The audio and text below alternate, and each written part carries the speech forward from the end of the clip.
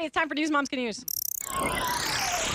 If you're tired of the same old news, What more do you want? I want the truth. You're hearing it. Strap yourselves in, folks. never fear. What's the dealio? Part of life is learning to let things go. We've got news moms can use. What was that name again? I missed that. News moms can use.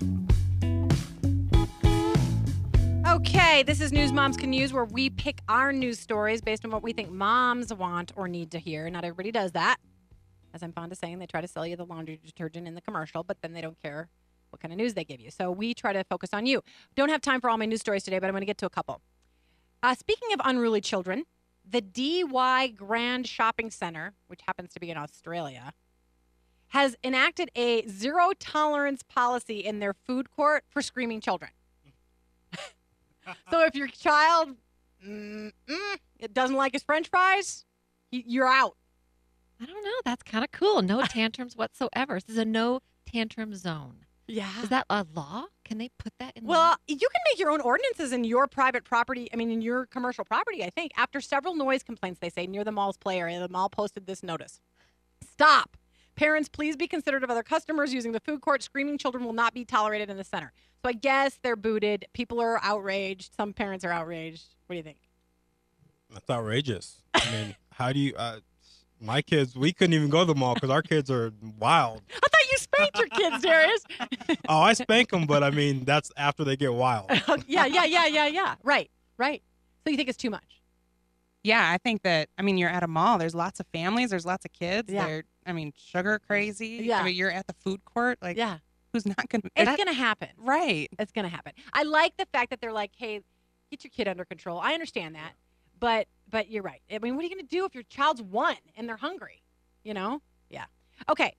Quickly, let me just say, because they are our sponsors and we love them, just so you know, you probably take these people for granted, but I'm just going to throw it out there. Dental assistants. I believe that it's the recognition week for dental assistants coming up. I didn't know that. We're going to the dentist on Monday. Okay, well then seriously. Okay. That's a lot of thousands of people have that job in America. So go in there and tell them how much you appreciate them, even though they're torturing you. Yolanda's And a I'm dental paying them for that. hygienist. Oh, you're a dental. Okay, well we're grateful for you. Honestly, I am for people who do it well.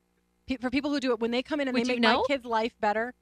But some people are more gentle. I'm fond of saying I've never had a cavity and I have perfect teeth. Wow. But my children want gentle dental hygienists. And so we thank Pediatric Dental Group for bringing that to our attention. Last really, really quick story.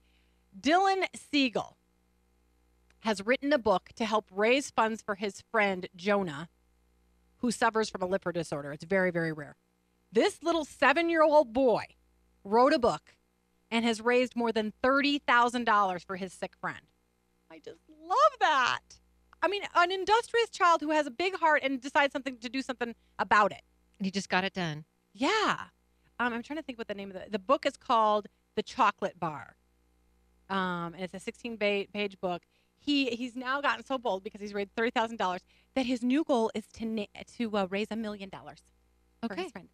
And you know what? He probably will. He could do it. Yes.